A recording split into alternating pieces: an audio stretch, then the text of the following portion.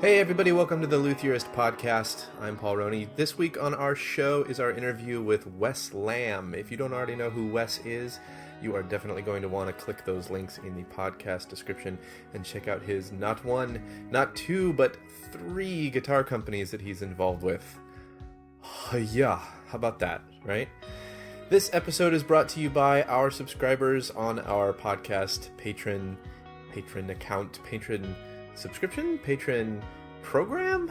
I don't know what you call it. There's a link in the podcast description. Go check it out. You can become a subscriber of this show for as little as $1 a month, and that helps us out a whole heck of a lot so that we can keep doing this for you guys. All right, here's our interview with Wes Lambe.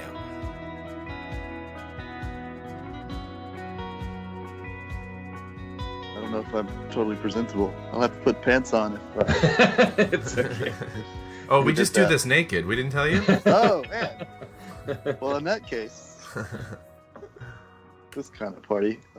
Hey, guys, thanks for calling. No, I'm glad we could find a good time for you. Yeah, thanks for doing the show, man. This is cool. I'm excited to be on it. I'm looking at your Instagram, and I saw something about Moog. We'll have to maybe get more in depth on this, but just for my curiosity before we begin here, are you in Asheville? Are you? No, we're about 3.5, 4 hours away from Asheville. Okay. And you work with Moog a little bit there? You do something with them? I do. Originally, we did, if you guys remember the Moog guitar that they made a couple of years back. Oh, so you're that guy. Some cool sustain stuff. I'm not the guy that did the guitar to start, but we did like a lap steel later on, and then a custom shop thing that I also did for them, but I wasn't involved in the original production. Right. That's interesting. It's like it's a small world because my brother-in-law, well, and my sister, my mom actually all worked at Moog for a while. Oh yeah, nice. You know, they were all excited about the Moog guitar when it came out and hooked me up and like helped me to get one. And then I took all the guts out and I put it in a different body, you know? Yeah. So I was kind of like, it was kind of like I was kind of vying for that job for a while. Like I wanted to be the guy that did that for I wanted to be the Moog Guitar Custom Shop, but basically you got the job. You ended up being the guy that did that. I wrecked your dreams. It's terrible. Did it work? Kind of funny. It's so complicated. Did your guitar still function once you with the guts?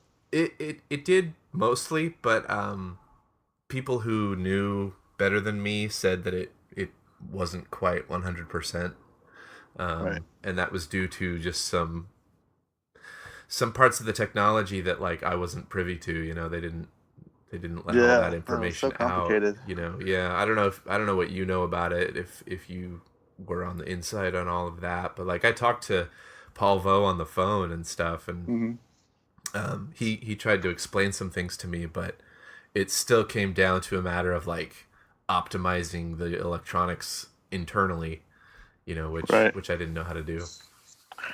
No, there was a manual that came with it that was like this, 50-page instruction on how to set up the system from. Just ridiculous. All the tuning, and you can't be close to metal, so we couldn't do bolt-on necks unless we had like high-tech shielding materials that we put in. And there was a lot of things that could definitely go wrong. Yeah. Wow. That's interesting stuff. One of these days I'd love to get another one of those guitars. I thought they were really cool. Yeah, they did some really cool stuff. I know that it was a little hard to explain what they were doing just to most people. If you're passing by, it sort of seemed like it was an after processing effect or some kind of. But once you figured out what was really going on, that it was like a string control thing, and it was actually moving. Yeah. All the sound was coming off of the strings. It just made it so much cooler. Yeah, for sure. Pretty good stuff. But to explain that it's a little tricky. I remember my brother-in-law telling me about it for the first time. He's just like, yeah, no, you could put the guitar on a table and strum the strings, and the guitar will vibrate itself off the table. Yeah. I was like, yeah. That's real weird. What? Really, really weird. What? It does all the cool like there, woo, Yeah. kind of stuff too. You can do that all day. Yeah. Yeah. It's pretty cool. I liked it. Did you ever see the acoustic synthesizer thing that Paul did? That was like an attachment thing, something like you actually just like sort of double side tape it down to the front of the guitar and stick it under the strings and stuff. That whole thing. Yeah, it was a big apparatus that would get installed into an acoustic guitar. And I've just seen some videos on that on social media. It's I don't know if it's Moog that's doing that or if it's a different company, but it's there's like a box that goes on the back, and what it does is it vibrates. There's like this X thing that goes on the inside of the back, and then there's this other thing that attaches on, and it actually is picking up, the sound of the guitar and then feeding it back into the body. Oh yeah, I know what you're talking about. Through the back. Called? Yeah, and you can do all sorts of stuff. You can have all these various types of reverbs. You can do like distortion and stuff. It's the reason I saw it was because they got a hold of Tosin Abasi and Javier Reyes of Animals as Leaders, and they caught them like on a tour bus, and they were showing them this stuff. These guys were totally geeking out over that. Well, it's not. Yeah, I know what you're talking about, and that's not the same thing as Paul Vaux's invention, the sort of predecessor. Yeah, Paul's is like a string controls the vibration of the strings, and the other thing is like a acoustic. What do they call it? Amplifier. The wand. That little because he had another thing too. It was more like an EBO where you hold it in your hand. Yeah. So many different cool things. Yeah, pretty interesting stuff. I was kind of wondered why it never took off more, but so it goes. Guitarists they're pretty traditional in their taste, I've found. It's hard to do things that are different, or at least you've gotten away with quite a bit. I mean, I'm looking at your Instagram, and you've got these 8-string like half guitar, half bass. Well, that gets into kind of, I think, the main bag of Wes Lambe guitars. Absolutely. Because so Wes, I've even though we've just recently connected here, I've been following your career for probably 15, 16 years. Oh. Because I have been a fan of Charlie Hunter since probably 96, 97. Mm-hmm. And then when I started getting interested in lutherie, of course, you sometimes enter through some of your favorite musicians in terms of like the types of guitars that they play and things. And so very early on in my explorations of this whole thing called lutherie and boutique, guitars and builds and stuff like that,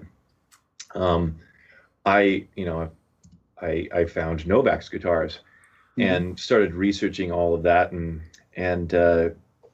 very early on, you were one of the first, if not the first, people outside of Novak's building that what you now call the hybrid guitar, which is at the time Charlie Hunter was using 3 bass strings and 5 guitar strings.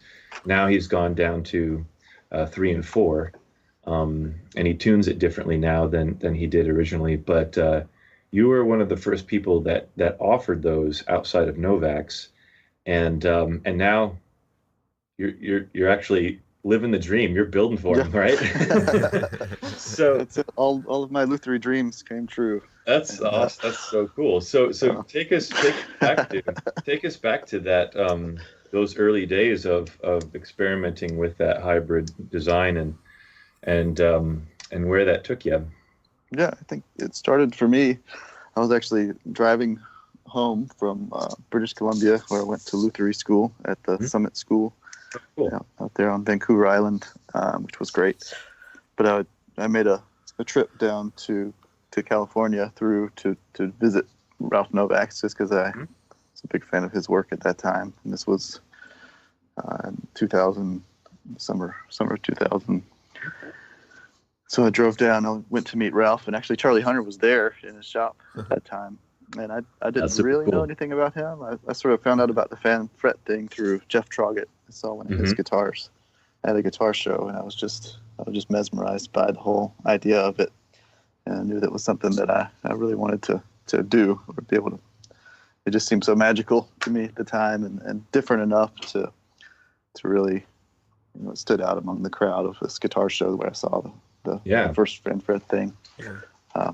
So coming down directly out of fresh from school, I went down and connected with those guys, and even though I was ostensibly like competition in quotes to Ralph at that time, he was super nice to me. And, I would buy the licenses to his fan fret. He has a patent on it. Yeah. So, and he was just super gracious, and put me as a link on his website, and cool. was always really super helpful.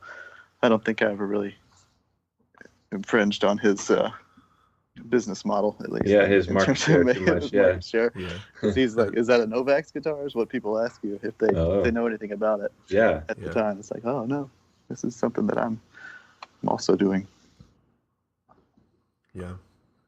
And so that was the impetus to start building those. So when did you actually start putting out the first product? I know that early on you were doing something very different, like with the bridge, with like the 4 or 5 guitar strings actually were on individual saddles, and then the bass strings came across a saddle and went to a tailpiece of some sort. Yeah, it was just the thing is just a logistical. Yeah.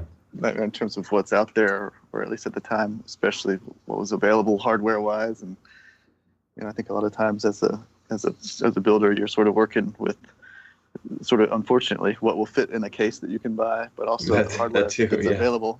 You sort of limit yourself to those considerations. And that was really hard to find something that would work with regular scale bass strings. So I wanted to make something that you could just go to the store and buy strings for. Mm-hmm. Just sort of a practical thing. You didn't have to have a custom set of strings made. And I think short scale bass strings have become more available, which is what you have to use on these instruments now. But at the time, I didn't really know that existed. So I built this tailpiece design that went across a movable bridge, which also, in my mind, it was going to give you more of an upright bass kind of tonality, which I think that it did that, but it was sort of convoluted, and I think that as I became more honed in on the designs that I was wanting to do, and sort of simplified things to a more manageable, adjustable easily for people to keep up with, and right, simplify everything. Yeah, there's that problem solving process where you say, yeah, this could work, but whether or not that's going to be something that is manageable for an owner, or for somebody who's going to be playing this on a regular basis and needs to make little tweaks or change strings or something like that, that's something else. Yeah, exactly. Send it out into the world. It has to continue to function, and people will let you know if it doesn't. That's true. So ultimately, you did come up with a solution for that. Yeah, it was bass string issue that you were having. What did you do? I ended up feeding them through the body. So the bass strings would go through the body, whereas the guitar strings, it was a top feed. I used the ABM individual saddles, which were sort of the best thing out there at the time. Yeah, those are good quality. And since had custom brackets made now that stainless steel brackets that actually really work a little bit better, and you can use just a standard Strat saddle, and everything's just a little bit easier to keep up with and maintain. Yeah, and Ralph Novak, actually, because I build multi-scale too, and my first guitar I took to one of the Guild of American Lutherie conventions, and I met Ralph there, and my solution for that first guitar, and still, is to use the Wilkinson Saddles, the Graphtec Wilkinson Saddles. that have the anchor through the top, just a screw that holds them down, and then it feeds through, and then you just have a flat base plate with some holes on it. And so I did that on the first one, and I showed Ralph that stuff, and he was looking it over, and he's like, "Oh, you did it this way, yeah." He's like, we manufacture some individual saddles. Got those available over at my table here. Yeah. So, they basically look like somebody took a strap bridge and chopped off each little segment, and then you screw it down. What he did. Yeah. It's little things like that when you branch out that to me you wouldn't really imagine that. You want to make a guitar. It's like, oh, cool. You can buy. There's 100 different types of bridge or whatever that work. But if you want to make a fan fret 7 or 8 string guitar, you have to really think about what you can do, what you can make yourself, and what is available. Yeah. Are there other hardware pieces like that you've kind of like gravitated towards over the years? Where like are there specific tuners that you find work better for your guitars? I really like Godot tuners. I've used many, Schaller, every brand of tuner, and whatever it is, for whatever reason, my experience has been that anything other than a Godot tuner will have like a bad spot. It'll develop. They'll get hard to tune, or I've never had a Godot that had a problem. So I've been using those for 15 years or so now. Cool. When you, obviously with particularly the Charlie Hunter guitar, the pickups, you've got, if you're going to put standard pickups in there, you've got a couple poles that are kind of hanging off the side either direction, and that was Ralph's solution originally, with the Bartolinis and stuff, and I see that you do that on some of your instruments, but do you also have some custom pickups wound so that they're just 4 or 5 poles and just 3 poles for the bass or something? I do, and that also sort of relates back to sending things out in the world that you can. People like to switch pickups. They like to experiment with different sounds, especially when you're playing a 7 or 8 string that you don't really have any idea how you're going to play it or what kind of sound you're going to be looking for, or even if you're going to be able to do it. And putting standard 6-string pickups and having just a couple of pole piece hanging over the edge gives you the option of the 10 million things that are available. You can just go buy and switch out pickups and get a different sound. But we do make custom 4-pole and 5-pole pickups. You lose a little bit. It's a different sort of physics that's going on within the pickup once you start cutting down the size of it. Yeah, you definitely need to. Yeah, you definitely need to reconsider that. The expected output and the expected tone based on the the different geometry of it. Yeah, that's it's really interesting that you mentioned the ability to swap out pickups like that as being something, because that was always something that made me scratch my head. Just like, why not just have pickups built for like this exact thing, right? And it's true. But yeah, it's important. It's important to to consider. Unless a customer is going to be coming back to you, however many times to say, I'm not really happy with the tone of this, I'd like to swap it out, and then you've got to wind, or you've got to outsource whoever is winding your pickups for you, to try to get a slightly different sound. Because the world of, I guess the world of 4 and 5 pole guitar pickups is probably less, there's probably fewer iterations out there in terms of like experimenting with we're going to wind it this much, we're going to wind it with this wire, we're going to wind it this many times, and we're going to get this sound. So that's a really good point. I've gives me something to think about. And there's no drawback. Like, you can have an extra, it's totally an aesthetic thing. Just having that extra pickup hanging over the edge, it doesn't add noise or anything other than just it's sort of looks different, but you still get the full 6-string tone from those 4 or 5 strings that you expect to get. We got Kent Armstrong. He custom makes pickups for us. cool. Here, he's really great because you can make a pickup out of wood, like the housing, the size that you want, which is what we do. We make things out of wood. So if I had to make a pickup, I would be at a total loss. I tried to wind pickups for a while, and you get to like 7,250 of 8,500 lines that you want to do, and the wire breaks. And you ruin your whole day. Yep. And that was not for me. But you can make a pickup out of wood. That's exactly what you want. You send it to Kent, and he turns that into a pickup, sort of out of his magic. And you can tell him what kind of voicing you want to have. And within the realm of the 4 and 5 pole pickups, he's like, well, I'll do what I can to get within that range of tone that you're looking for. Oh. Yeah. So with just this whole world of bass plus guitar, in my early days when I actually tried to build an 8-string guitar. I bought the wood. I had like a full scale sketch. I tried diving into some wood with a router and a hand drill on the back porch of my apartment. Long story short, it didn't go well, and I had some very expensive firewood at the end. Oh yes. But I remember sitting, at the kitchen table with big pieces of paper and a ruler, and thinking about just because there wasn't a whole lot of information out there about this style of guitar. I basically had to go on the Novak's website and just look really carefully and be like, okay, what kind of nut spacing has he got here? What kind of string spacing does he have at the bridge? What kinds of solutions did you have to discover or come up with dealing with that hybrid string setup on the guitar?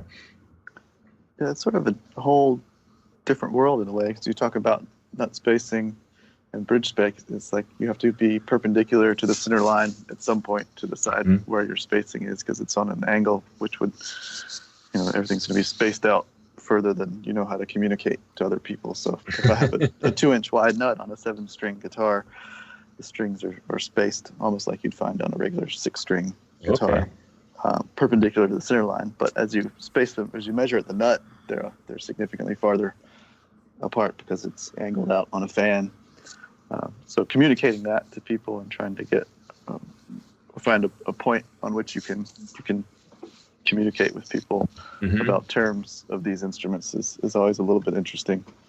And then figuring out playability issues. I spend a lot of time experimenting with different scale lengths. So you make the very first one that I made a 30-inch scale bass side, and then I used like a 24-inch guitar side. I thought that would be sort of perfect for the tuning that I wanted to use, and kind of theoretically that is kind of right on where you'd want to be for that tuning, but that is just impossible to play because of the extreme amount of fan and the differences in the scale length. So just zeroing in on string gauge and I made this sort of crude scale length tester with you can put different gauge of string and move the scale length around and see how the tension feels and see how well it intonates at a specific length for a gauge of string, and just going through that and really educating myself on what it was going to take to not perfect, but sort of find the happiest medium of playability related to tone, related to all these different factors that you try to think of when you're creating an instrument that you want people to be able to play for extended periods of time. Yeah, that's interesting that you started with 32, because on that original sketch that I made, I went 25 to 30 on it, and I even. And this was at a time I was way into Charlie Hunter. I was even like trying to transcribe some of his tunes. I was trying to arrange. I was arranging jazz tunes for myself. Like, when I have this guitar, when I build this guitar, I'm going to be able to play these tunes that I'm arranging. You had a lot of time on your hands. Yes, I did. This was when lutherie was my virtual hobby. But I made a full size cardboard cutout, and everything was drawn in exactly. And I would try to play these arrangements on this cardboard cutout. And That's I awesome. remember finding at first like, this 30 inches, this is going to be Yeah. hard. And when I later found out that Charlie Hunter was that first evolution, that double cutaway one, the yellow flame maple one that he had, that was only like 28 and a half on the low string, wasn't it? Yeah, it's 28 and a half on that. Yeah, it was like 24 and 3/4 to 28 and a half. And I was just like, really? How is he doing? And then the cool thing is that you do have this guy playing. I mean, Charlie Hunter he's always touring, always recording. I mean, he's a guy who is, if you're talking about needing, real world experience and real world, just trying things out, proving things out in the real world. He's done it. And, yeah. I mean, he changed his tuning. He was going from standard tuning and then tuning up half a step. And then now he tunes up a minor third. I mean, all of those things, trying to get that balance right of string gauge and intonation and that tension. And so it's really cool to see that whole evolution, that whole. He's super keyed into his tone. Yeah. Like if you ever see him play, I've seen him super play nice guy. To every talk to. time he comes to town, I try to see him. Definitely go check him out. But his action is like a half inch off the fretboard on the bass side. Yeah. And he's like, you got to have extra relief on the bass side. You got to have all these other things so he can really dig in.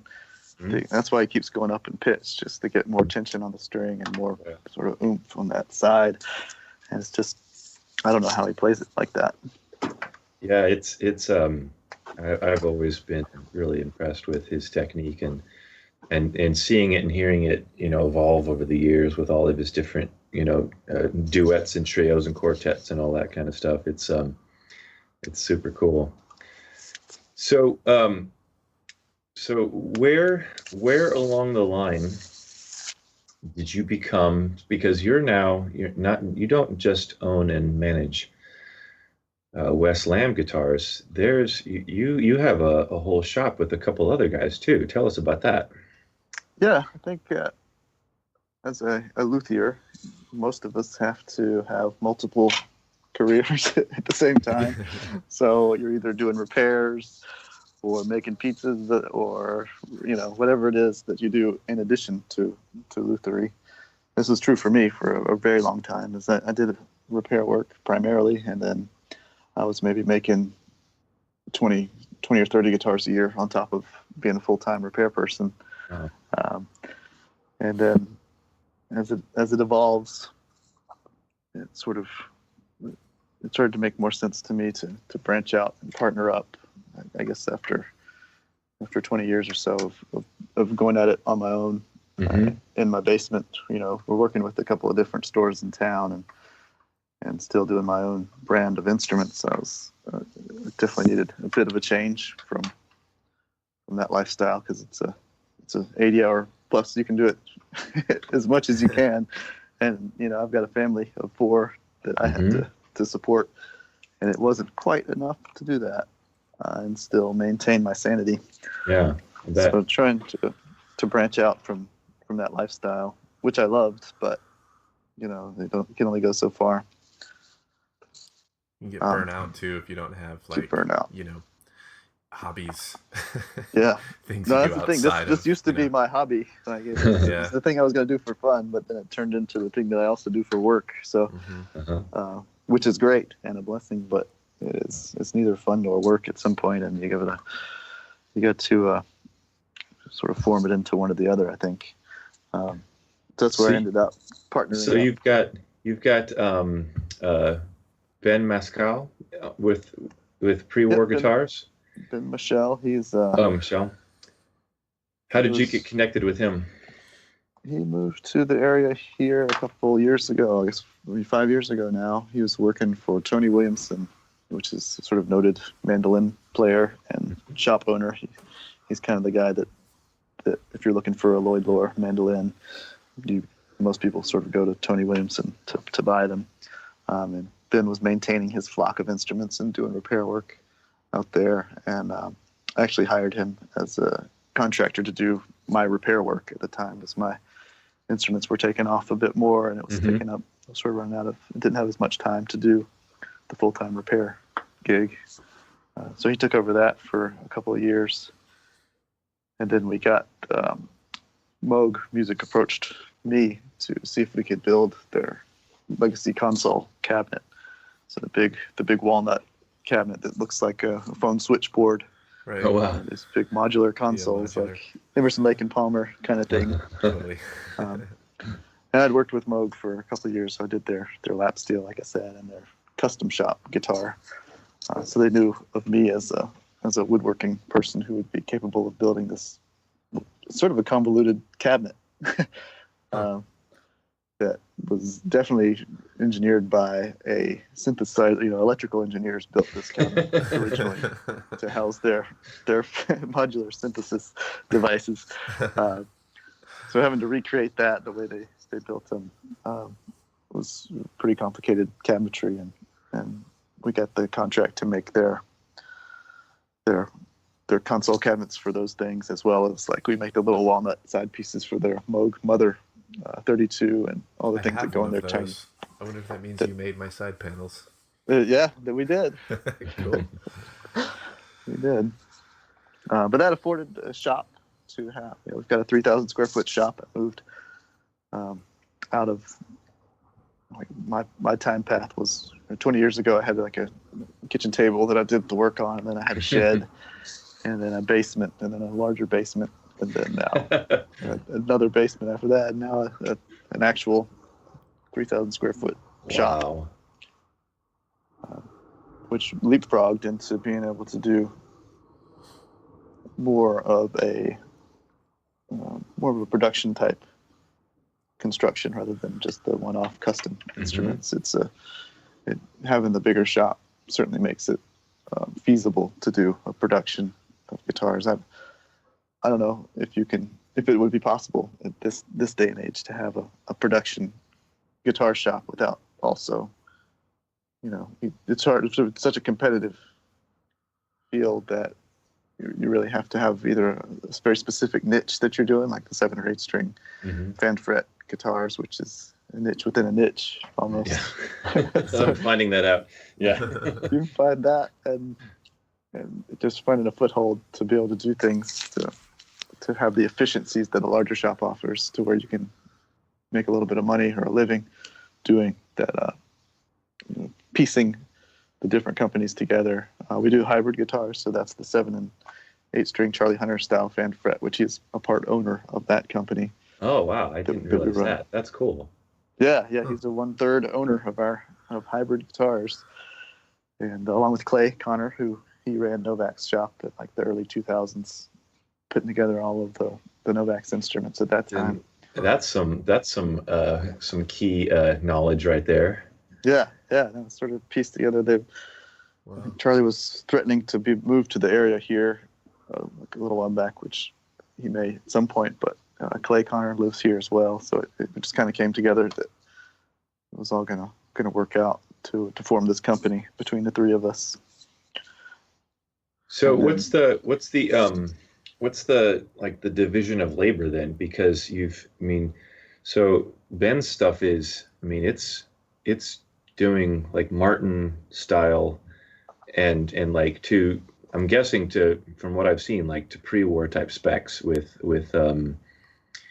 bracing and all that, and dimensions and all that kind of stuff. So what does a day in the shop look like in terms of everybody working together and putting out various products? It's a good question. We're still trying to figure that out. Okay.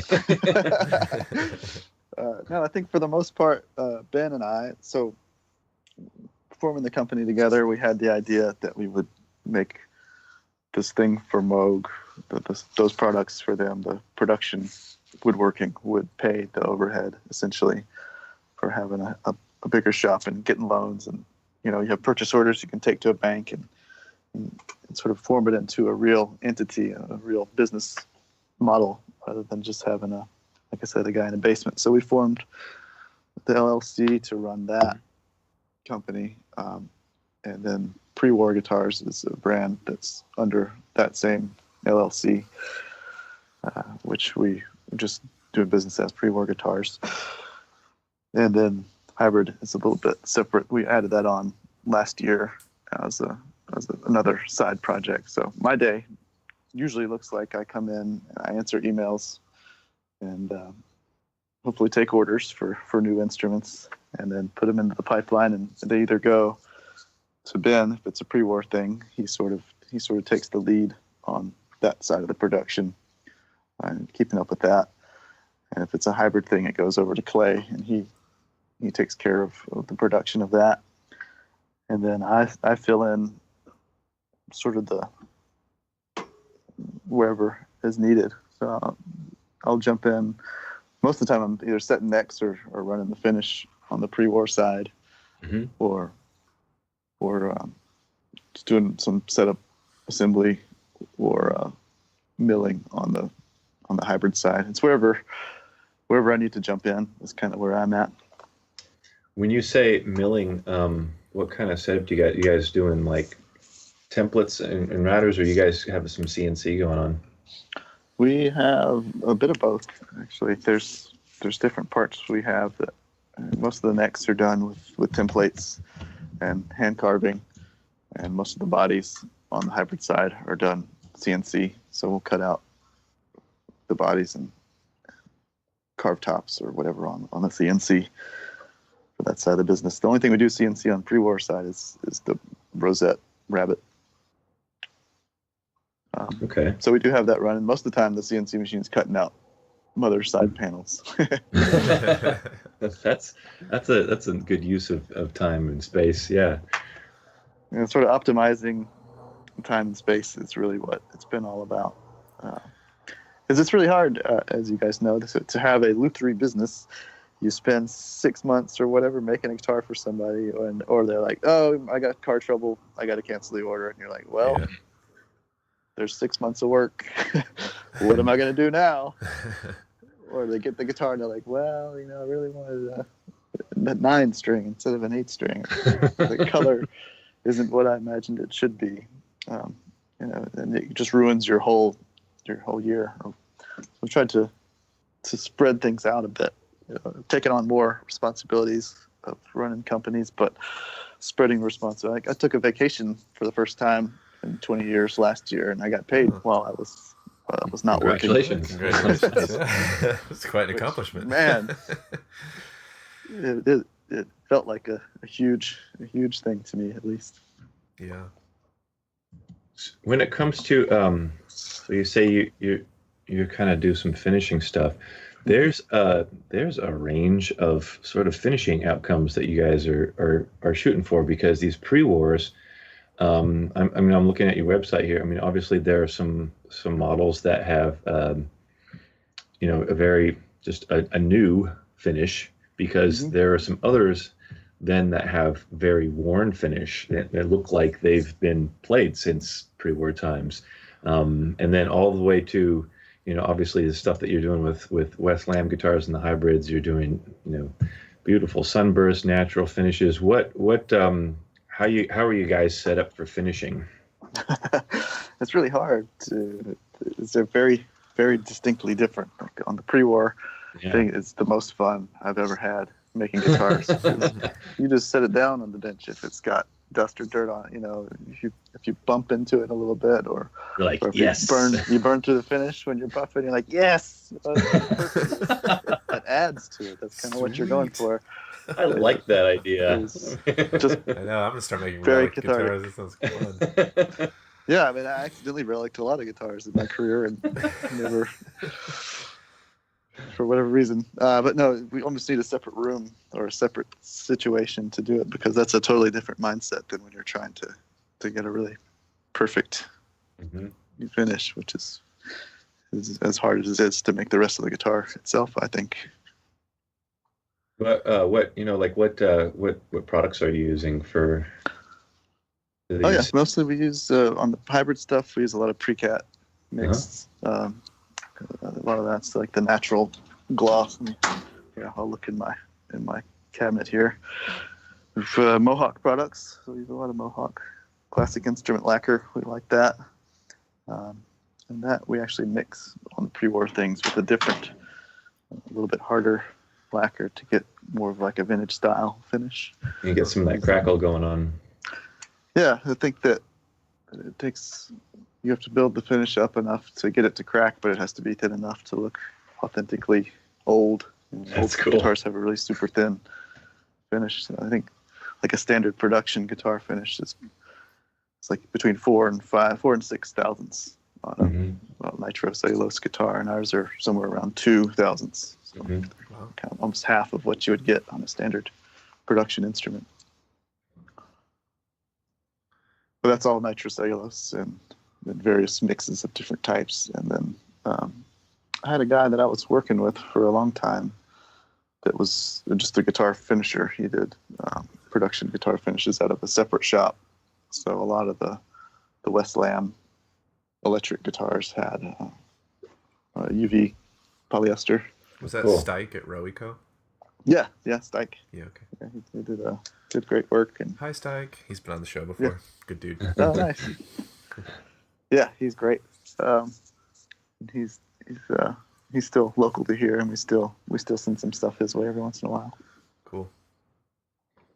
What was it like for you adapting to CNC? Like, was that an easy transition for you, or is it something where you're still trying to, utilize it more and more all the time? And, is 3D modeling something that came naturally, or was that sort of like just a whole other realm, It was a whole other realm for me.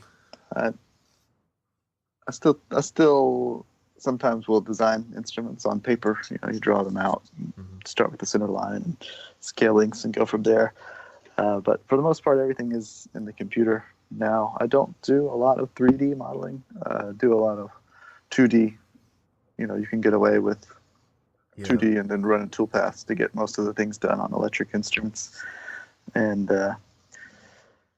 that's where I spend a lot of my time now is on the computer, sort of doing layouts. The hardest part is figuring out how to hold things down. So if you're cutting out consistently, like you can design it and cut out and do all your tool pathing, but figuring out how to keep it in the same spot and held down without getting chucked across the room is usually the hardest part. Yeah, of the CNC. we have a friend who's very good at CNC, friend John Songson, and he's been working on a guitar. It's really cool semi-hollow design, and he designed it from the ground up. And as he's prototyping this first one here, he's finding out those exact things. Like there are some things where you cut out a piece and then you go walk over to the table and you're like, man, I probably should have left some tabs on this to hold down here and there. I gotta flip this over now. Oh. But it's definitely a process. But he's doing a good job with it. He's got some cool results. It totally changed my whole world when I first got a benchtop shop bot CNC maybe 10 years ago now. And when I first got it, I bought it from a guy who was cutting out like hunting bow handles. So he was doing like 3, but it was this weird sort of convoluted machine at the time. And I got it to my house, and I set it up, and I was like, all right, this is going to be cool. The first thing you do is zero the table. So it's set up, everything's plugged in, and I push the button to zero the table, and it goes, and the whole tabletop just spit out onto the floor. It's like, what? This is crazy. It's a very different way of thinking about. One of the greatest things about it too, I remember when I first got it, is you figure out how to hold things down and position them, and then you flip it, and like when the ferrules line up with the through holes on the top where the bridge is supposed to go, everything lines up. It's like, So it was a moment of pure joy that everything worked out, and neck pockets that fit perfectly, and not having to have your fingers next to the cutter heads is always that is my favorite part about CNC right there. It's just it's an employee that you don't have to pay, and and it's an employee that works very safe on his own. You can be in another room. Yeah, no, exactly. It's just doing something while you're doing something else. Mm-hmm. It definitely can double your. I think that's how I was able to make 30 guitars a year and still full-time repair work. Yeah. Wow. That's excellent. So that is that about your output these days? Is about 30 guitars a year? My own personal instruments, they've slowed down. The pre-war production and the hybrid guitar have taken over. I see. For the most part, I still do some of my own Wes Lambe guitars. I had to stop taking orders for those for a little while to get caught up with my current backlog. Mm-hmm. But maybe 10 of those a year. Okay. And we're making about 120 pre-war guitars a year. Wow. And the hybrids are maybe less than half, so maybe 30 or 40 of those a year. So what's because obviously with on the Wes Lambe side of things, you're like one of the, I don't know if that's one of the main things you sell is the Charlie Hunter stuff. But it seems like there's a lot of crossover between the hybrid and the Wes Lambe stuff. So why is it that that the Wes Lambe stuff is receding in the? We're trying to put that guy out of business. Oh. No. Literally, are you trying to phase out that side of the things? No, not at all. But I'm okay. Sort of focus on more totally custom things as well. Oh, okay. So if people want things that are outside the wheelhouse of hybrid guitars, it's not a standard 7 or 8 string instrument, then that'll be something that it would take on as a more customized. If you want an archtop acoustic version or something that doesn't necessarily exist yet, then I would still be doing that type of work. But I am steering most people that get in touch with me are looking for an affordable 7 or 8 string Charlie Hunter style instrument, and that's really what we tried to do with this, is just to make one that was a little bit more affordable and more available. Yeah, because I don't know I don't really know what the situation is with the Novak shop right now. I know that Ralph's vision had deteriorated. Even going 15 years ago, it was deteriorating to a point where he was really having some challenges, doing the work himself. What is the Novak shop really putting out anything much anymore? I don't know exactly. I know that we talked to him before we started to do this hybrid guitars project. I started to get his blessings, and he bestowed those upon us. We are going to be, we license it from him. He was integral to the whole thing, so we definitely want to pay homage to him. I'm not sure where he's at now, but I have heard that he was maybe not building anymore, or I don't know exactly what's going on there. He's here in Oregon now, in Eugene. Didn't know that. Yeah, and I saw him.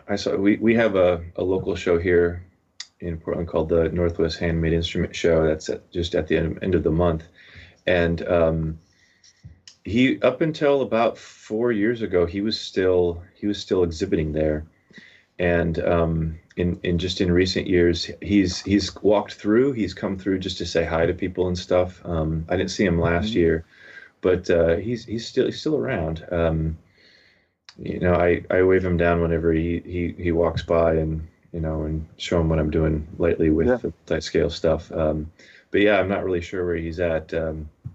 His just aside from the multi-scale stuff that he offered, just the body stylings, and those were so unique, and so expression and all those. He had some super cool body styles. Definitely an innovator. Yeah, I saw him at I guess it was going on 4 years ago now at the 2014 JL convention. He pretty much always goes to those in Tacoma, and at the open mic night and the jam, the blues jam and stuff at the corner bar there, he shows up with one of his guitarists, and he can plays the shit out of that thing, man. God, he's a really good guitarist too. Oh, that's awesome. Cool. Yeah. Yeah, super nice guy too. Like yeah. I can't say enough good things about Ralph. But besides Ralph, who are some of the other influences that, other guitar makers that have influenced your styling and your career decisions and things like that, and maybe even besides other guitar makers, but other influences that you might have in your work, like if you're taking design cues from hot rod cars or something like that, like what. Oh yeah. What do you look towards for inspiration? When I started, I was real into when I started making guitars on my kitchen table in the mid '90s. It was bluegrass music that I was really into at the time. So it was very traditional D28, that sort of thing is what really got me into the world of guitar building. I really spent some time making mandolins when I first started. Oh, cool. I think it was like the whole goldfish fishbowl type thing. I really didn't have room to make guitars because of the space that I had. So I was like, I'll make a mandolin and see what happened. But then that sort of evolved into the Charlie Hunter thing, into the fan fret world. The first fan fret guitars I made were acoustic fan fret instruments that were inspired by Jeff Troggett. He's definitely been a big inspiration. Ralph Novak's definitely there. But as far as outside of the box things, I don't know. I think we talked about earlier a little bit that guitarists are, on one hand, you want to do your own, you have creative freedom and do whatever you want and make awesome things that nobody wants to buy. Or you can make a career that's sort of tied into, guitarists are very traditionally mindset. They don't like to go too far off the beaten path, and keeping things within the realm of tradition and sort of classic design that people can feel comfortable with is kind of what I try to do. I mean, definitely. I mean, I'm looking at your custom shop page right now, and if you were, if I was standing back a few feet from the screen, I'm seeing F-holes, I'm seeing sunbursts, I'm seeing, very, very traditional looking, spruce with ebony appointments. Seeing flamed maple. It's a lot of, you got this Gretsch looking thing, this green sparkle Gretsch looking thing going on. Definitely taking a lot of cues from traditional stuff, but when you get up close and you're like, oh, this is this definitely has the multi-scale, and wow, that's got that has 10 strings or whatever. Right. Yeah, I mean, you're doing a good job of bringing those two worlds together. Oh, man. Thank you. That's sort of what I try to do, at least, and for whatever reason, it seems to work on some level. Yeah, I would say so. Absolutely. Well, guys, it's actually, we've got good on time here, so Wes, thank you for coming on the show. Yeah. Thanks for having me. It was a lot of fun. I appreciate the opportunity. Yeah, you've been somebody I want to talk to for a long time, so it's good to meet you here. Yeah. I'd love to check out your stuff too. Do you guys ever go to shows or NAMM shows or anything like that? Yeah, occasionally make it out to those things. Speaking of shows, do you have any appearances that you're going to be making at shows anytime soon? Probably be at Summer NAMM. Oh, okay. Cool. This year. We'll be at IBMA, which is the Bluegrass Music Awards over in Raleigh. We do a lot of pre-war stuff there. Oh, I bet. Nice. We're going to try to have a booth with hybrids and pre-wars all in the same area. Oh, cool. So put them all together and see what happens. Watch the two worlds collide. It is very, very distinct, different worlds. So it's a lot of fun. Very cool. All right, fantastic. Well, we will look forward to seeing you there, and I think we'll probably keep you on the line for a few off-air questions. But for the Luthiers podcast, signing off. Okay, bye. Okay, bye. Bye.